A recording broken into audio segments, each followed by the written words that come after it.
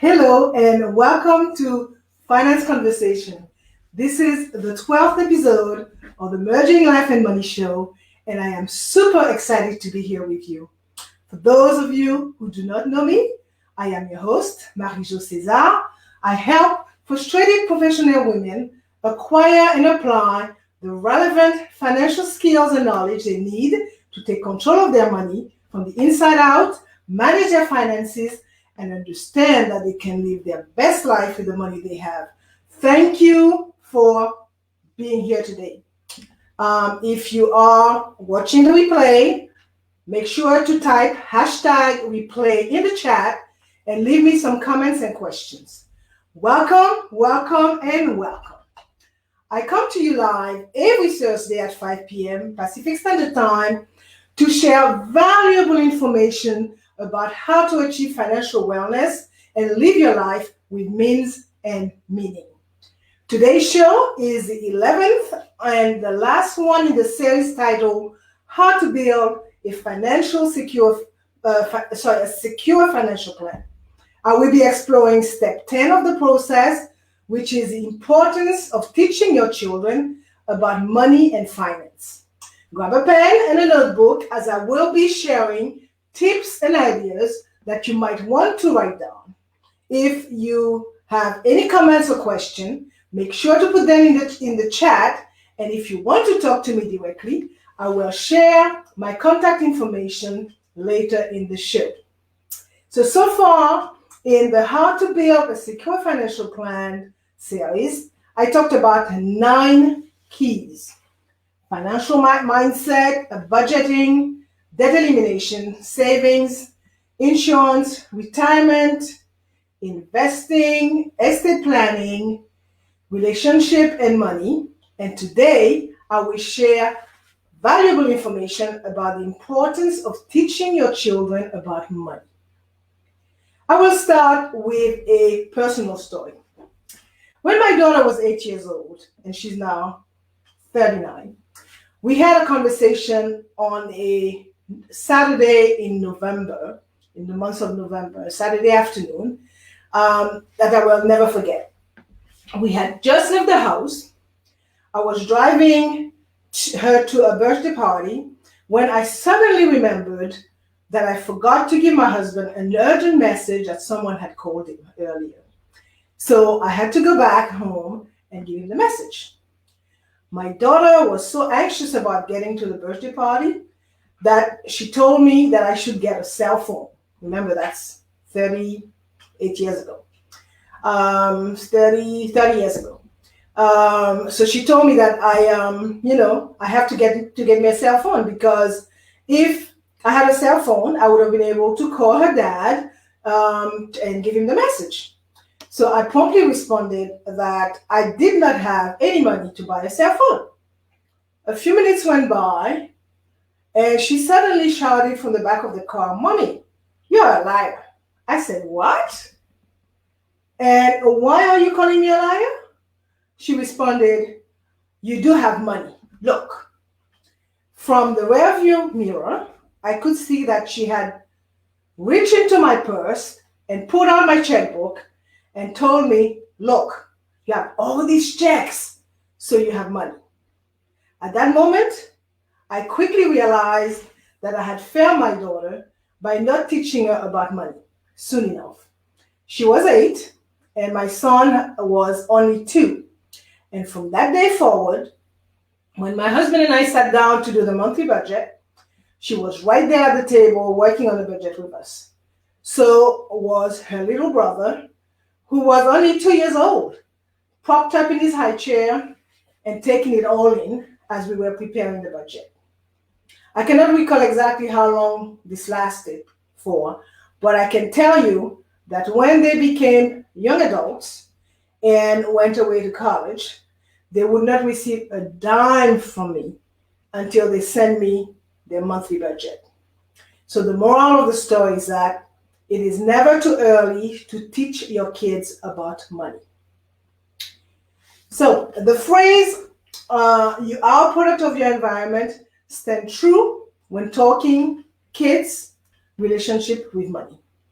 It is also true that the earlier a child learns about money, savings, and investment, the better money managers they will become. The big question is, how do kids learn about money? Telling them at school has little impact on them if when they go home, they see no application of what they were taught. They can learn all about the importance of savings and how to become a smart consumer. But if they do not see their parents save, they would not know how to go about it.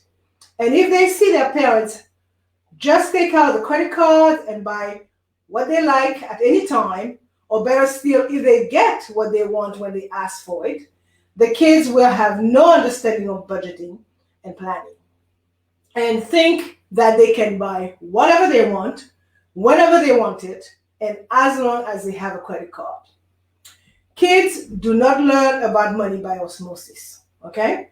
Parents must teach them the rules of good money management, and also they need lots of practice to incorporate those lessons into their lives. There is so much that they must learn, so start teaching them while they are young. And parents are an important influence on what and how children learn about money. The best way to encourage sound spending habits is to show them how to go about it. So today, I will focus on 3 main points. The importance of starting to teach your kids about money early, teaching your kids the basics of money, and teaching your kids about money in the digital world. So why is it important to start the teaching process early? If they are old enough to ask for things, then they are old enough to learn about it. A study from the University of Cambridge found that money habits in children were formed by the age of 7. Parents underestimate sometimes what their kids can understand.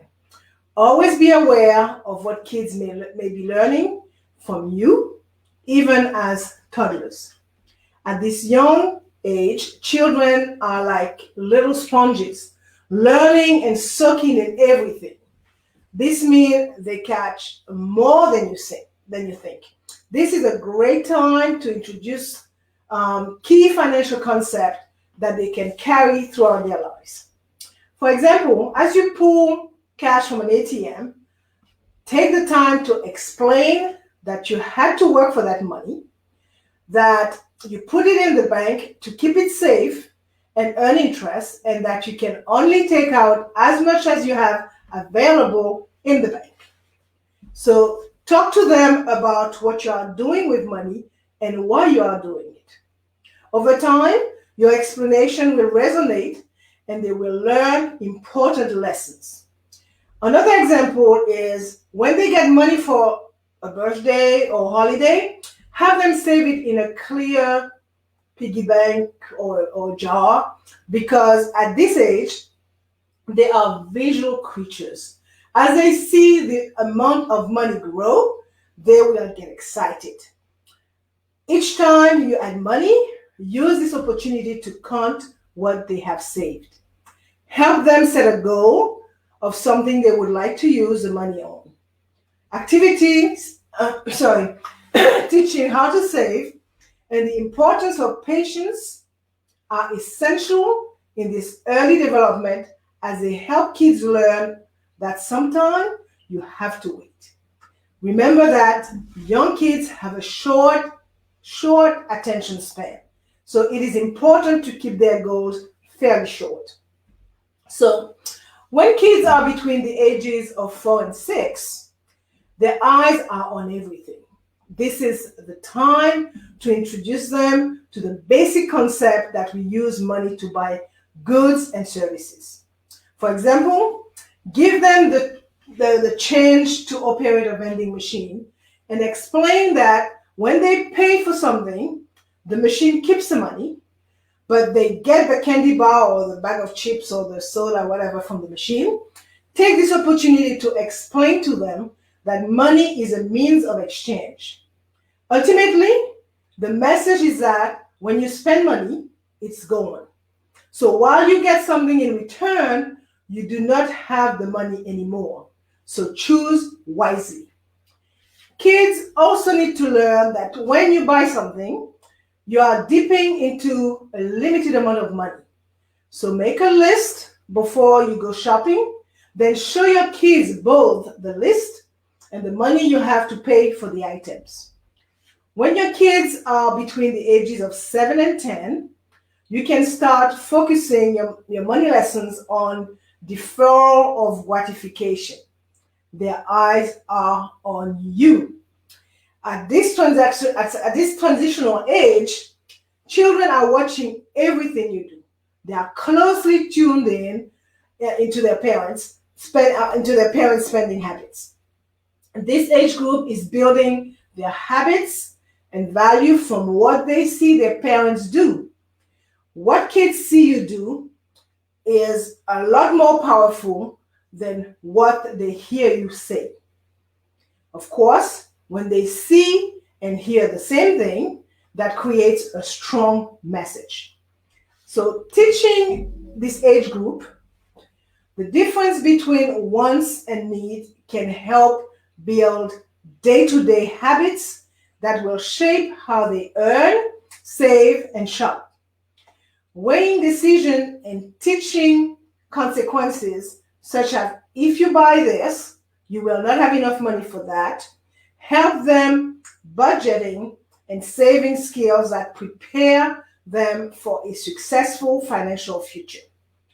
Tell them that sometimes it is really easy to be attractive to an item because a friend has it, or because it looks great on TV, but they need to think about why they want it and if it will be what they expect before they buy it. Explaining budgeting at this age does not have to be difficult. There are tools such as the little jars, the little piggy jars, or the mason jars that can help them understand spending limits and learn money management in an easy and fun way.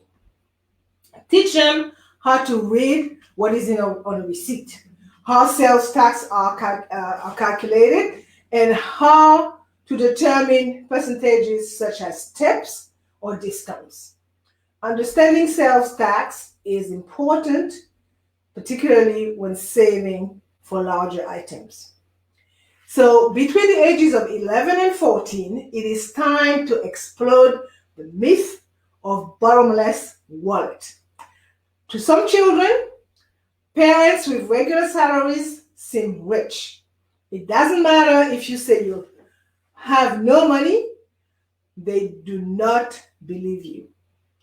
All they see is those credit cards and those checks, right? So as long as there are checks and credit cards in your wallet, you got money. Wherever possible, show your children a bill that makes the cost real. Invite them to sit with you when you do the household budget. Many parents are usually resistant to telling their children how much they make and where the money goes. Some say that money is a private matter, so private that they cannot talk to your own children about it, right? Some parents say that they do not want to rob their kids of their innocence. They must stay kids for as long as they can be kids. I don't think they are preserving their innocence by not teaching them about money. What they are preserving is their ignorance. At 15 and older, their eyes are on the future. As your children are reaching young adulthood, you are preparing them to go into the world. You want to make sure they are equipped with those life skills that will lead to success. So by this time, they may already have developed a concept of how the financial world works. However, they are now ready to learn some more in-depth concept that will come into play as an adult. Checking accounts are a necessity. Using a debit card is the preferred method of payment for most. but you must teach your kids that money comes from somewhere. Okay? Once your kid begins earning money, setting up an account for them is a great way to put a real budget plan to use. They will be a lot more cautious of what they spend their money on if they are the ones that must work to earn it. According to a recent poll, nearly half of Americans are living at or beyond their means each month.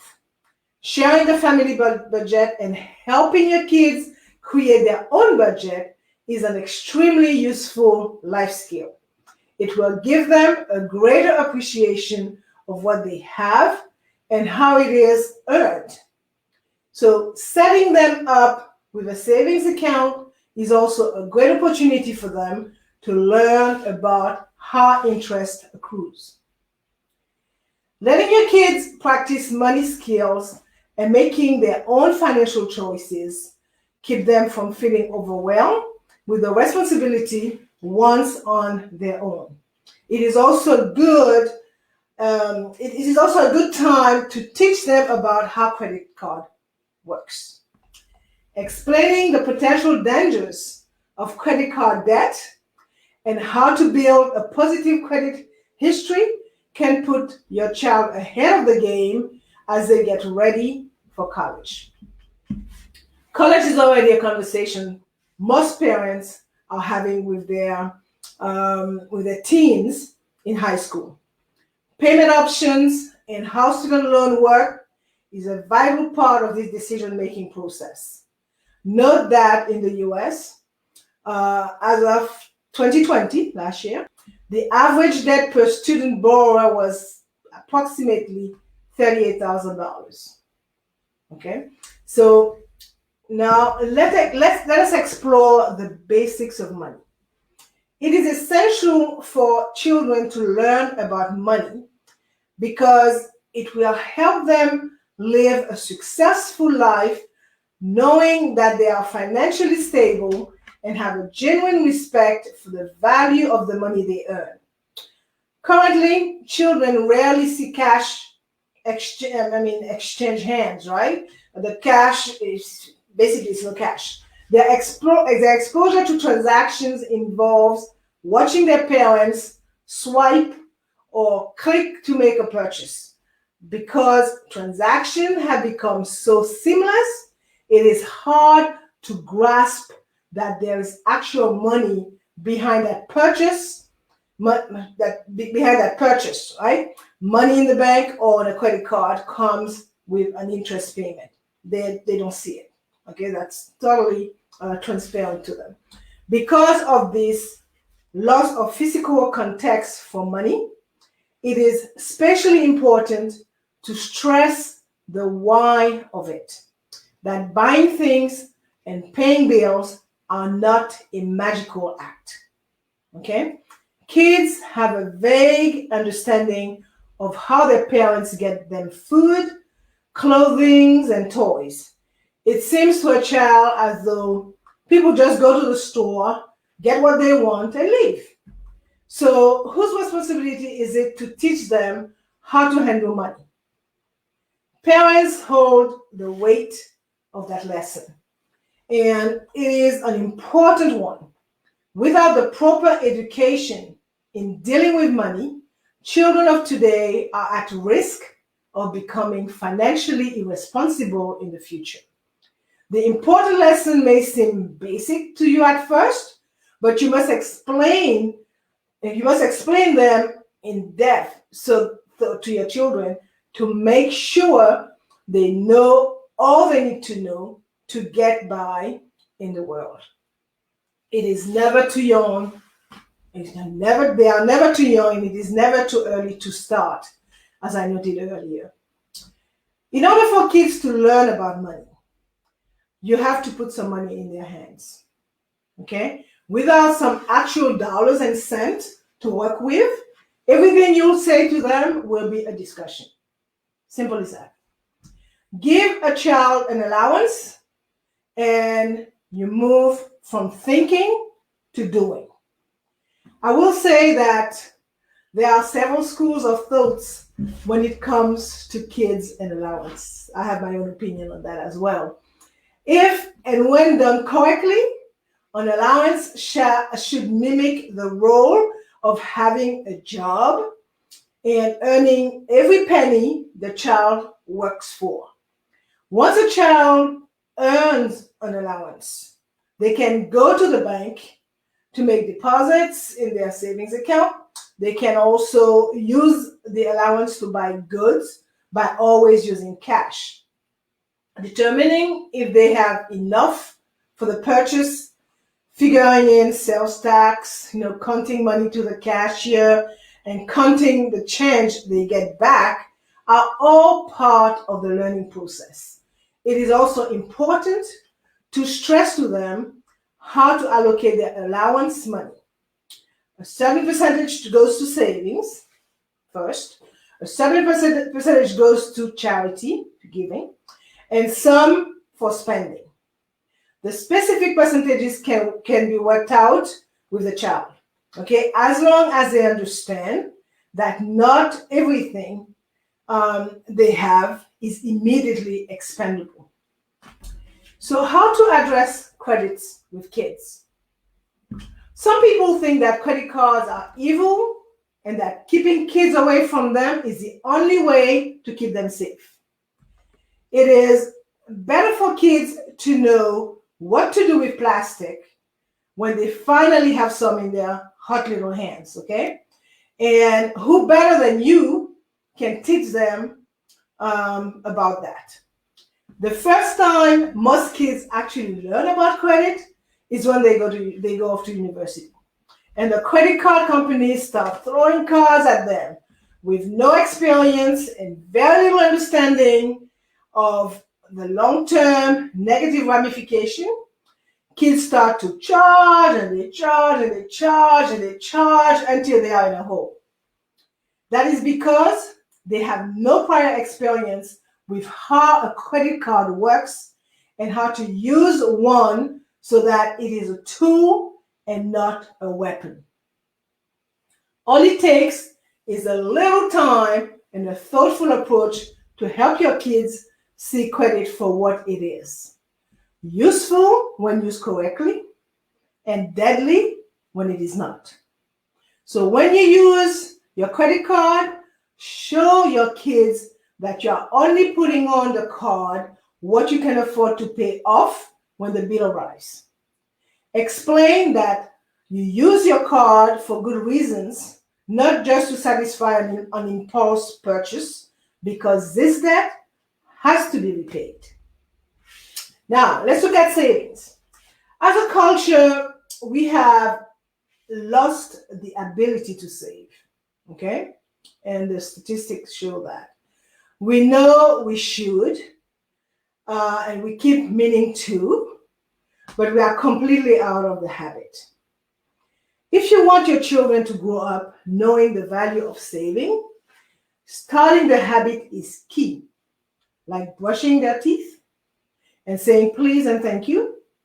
Saving can become something they do automatically because the habit was introduced early. Regardless of your current predisposition to saving, you are your kid's most influential teacher. So you may want to look at the example you are setting. Saving can be easy if you make it automatic and consistent.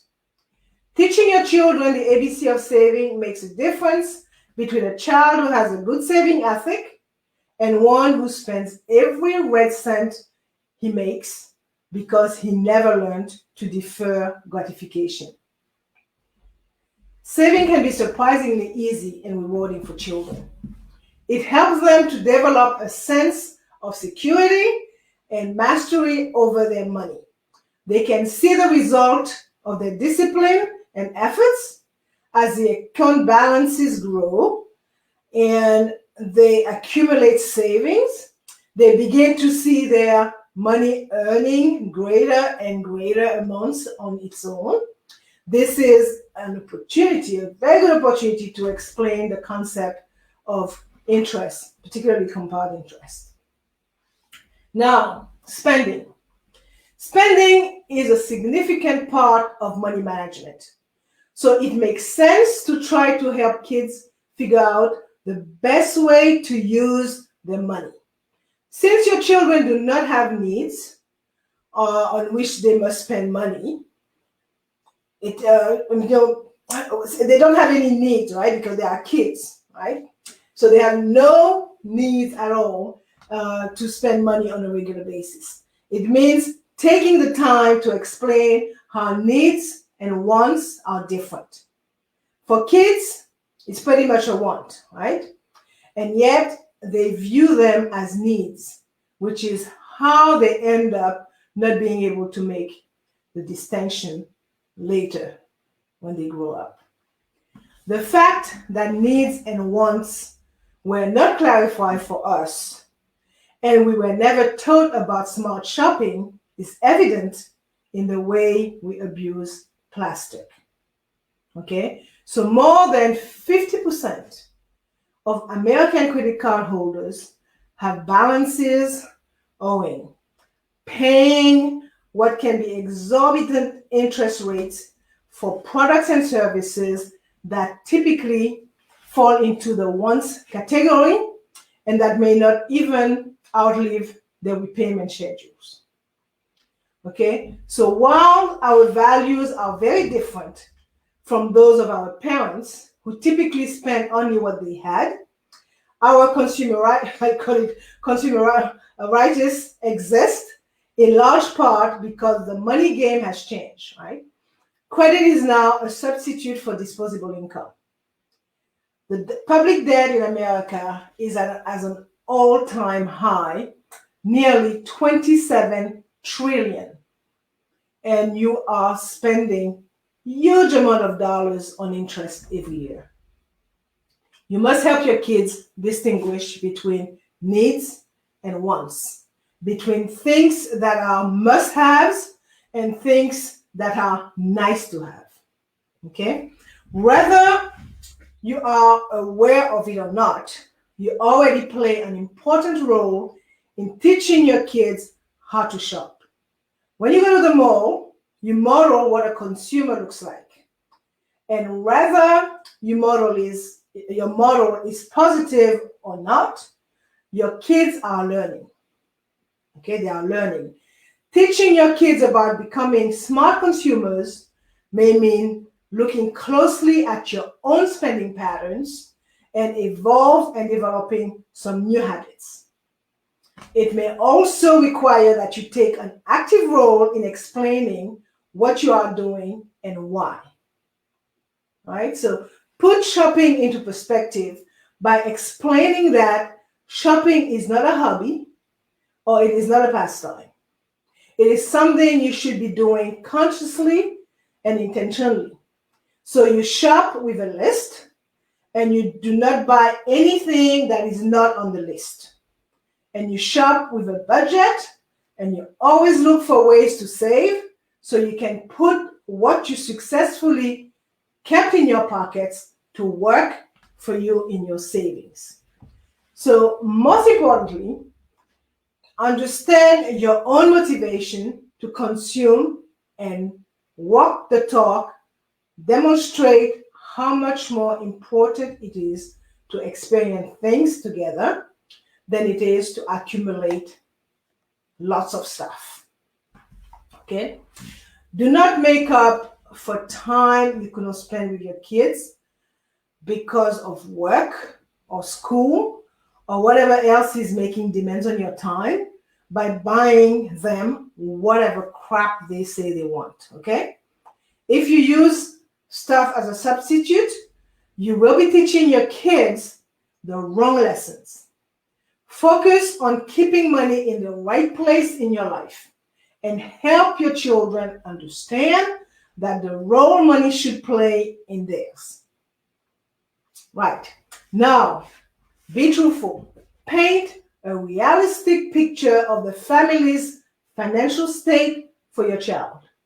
In other words, if you cry poor every time a kid asks for something, Is that sending a wrong message about the family's financial stability? And does it help or hinder teaching kids about money? If the right messages about finances are not being sent, then you can talk about financial responsibility by using words that are less fear inducing than poor and broke. Use the child's requests for things as teaching moments by asking a question in return. For instance, if they ask for a toy, perhaps you can respond with something like, "Don't you already have one of those at home? What is the purpose of having another one? If we get this one, that takes away money that we could use for food or something really more important." As you know, parental behavior have a huge impact on how kids view the world. So in teaching a kid about sound finances, the family should practice the same. And if they are not, it would be a good time to start to practice what you preach. The third piece that I want to touch on is teaching kids about money in the digital world. In today's world, it is not easy for kids to understand the effect of saving and spending, especially when they rarely see coins or bills exchanging hands. Nor do they see it added to or taken out of physical piggy bank. It is the era of what they call frictionless transaction, where there is no need to hand over cash or in some instances use a card. Let us not forget that delayed gratification and autonomy are keys to financial responsibility. As our economy becomes increasingly digital, this concept remains important. And in addition, you must highlight the connection between digital and physical money beginning at a young age. As kids mature, you should continue to reinforce that connection and gradually increase your kids' level of autonomy while still supporting them in navigating the digital world responsibly. Try to imagine how your kids see cashless purchase transactions. You take out a plastic card or a phone, right? It gets swiped, inserted, or tap on something, and voila. As far as they are concerned, you just got that toy or game for free. And why not just keep on spending if it is that easy? Now, picture how obscure it is to them when kids see you buy something online or with an app by clicking or tapping a few buttons, and what you purchase shows up on your doorsteps a few days or sometimes hours later. Instant gratification just by tapping some buttons. So how do they learn the effects of saving and spending when money is invisible? With each of these scenarios, they are not able to see what happens with bank accounts or credit cards balances during each purchase, right? So the ups and downs in your accounts remain invisible to them unless you invite them to review your statements when you do so, if you do so, and you better be doing so. So how do you teach your kids the value of money when it is so hard to see the transactions? Some parents stick to the piggy bank model when they give their kids physical money for allowance. In that fashion, the kids bring and use their own cash for any purchase they make. In so doing, the kids may not be totally prepared for the cashless future that awaits them, right? And on the other hand, some parents set up limited feature checking and savings account for the kids. So for the younger generation, frictionless transactions are accepted as normal because they like the convenience and the simplicity offered by this payment method. They don't have to carry those wad of dollars but many of them see passwords and security measures as an inconvenience. So giving them the skills to manage their money well and in new ways become an ever more important job. This new method of payment comes in several forms. Mobile phone payments, mobile personal payments, which are a variety of app solutions, the digital wallets that allow you to store multiple payment cards in a single digital wallet, so you can make simple online payments without the need to type your card detail every time you pay. And any of these cards can be used to pay online from a PC, a tablet, or smartphone, right? So children encounter those frictionless payment through iTunes, the App Store, Google Play, in-app purchases, mobile phone purchases, online retailers, and of course gaming. This may all seem daunting, but there's a lot you can do to help your children manage frictionless payment. Some strategies are generally like keeping your password to yourself and sticking to a budget, but many services also have specific tools in place to help parents stay in control of their children's spending. Teaching children the life skills of delayed gratification and autonomy are core tenets of understanding the value of money.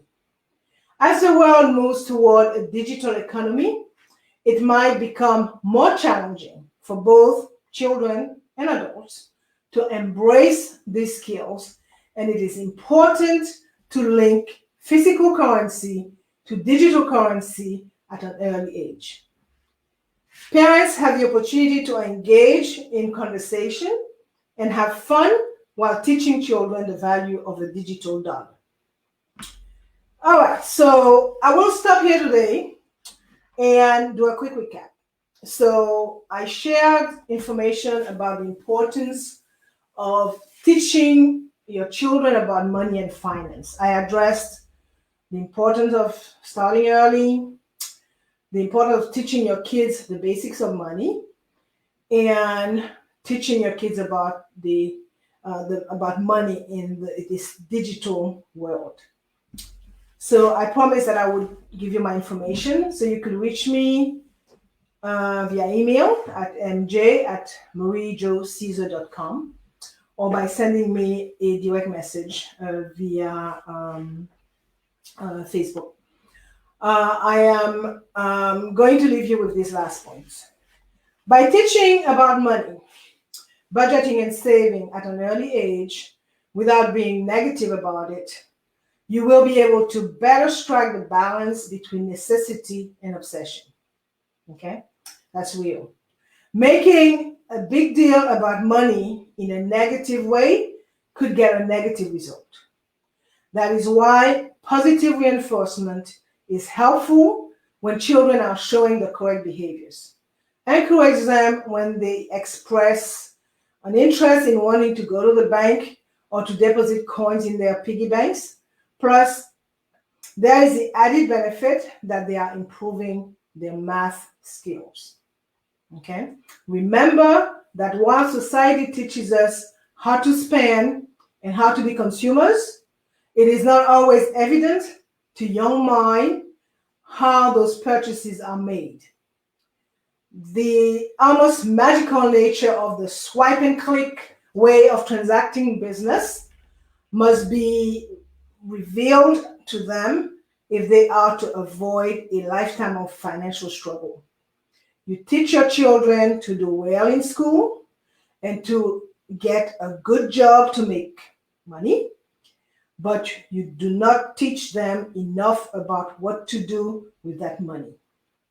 Since your ultimate goal is for them to be successful adults, you need to teach them well in order to give them the tools to become just that.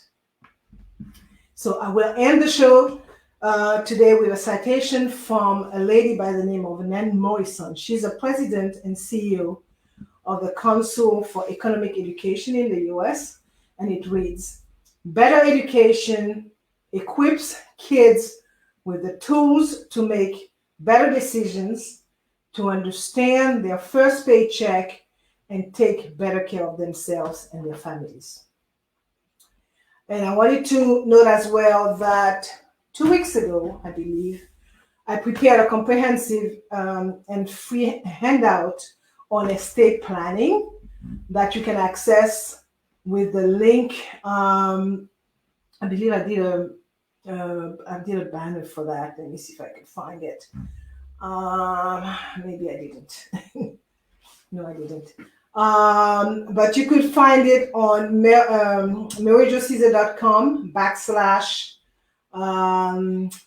EPR, Estate Planning Resource. And you will also find the link in my Facebook group. So for more information about how to achieve financial wellness from the inside out and live a purposeful life with the money you have, join me next week, Thursday at 5 p.m. Pacific Standard Time, 6 p.m. Mountain Standard Time, 8 p.m. Eastern Standard Time, and 9 p.m. for my million tips. I will be talking about personal finance. Thank you for being here today on the Merging Life and Money show. I am your host, Marie-Jo César. I will be back again next week. Until then, continue merging life and money. Bye for now.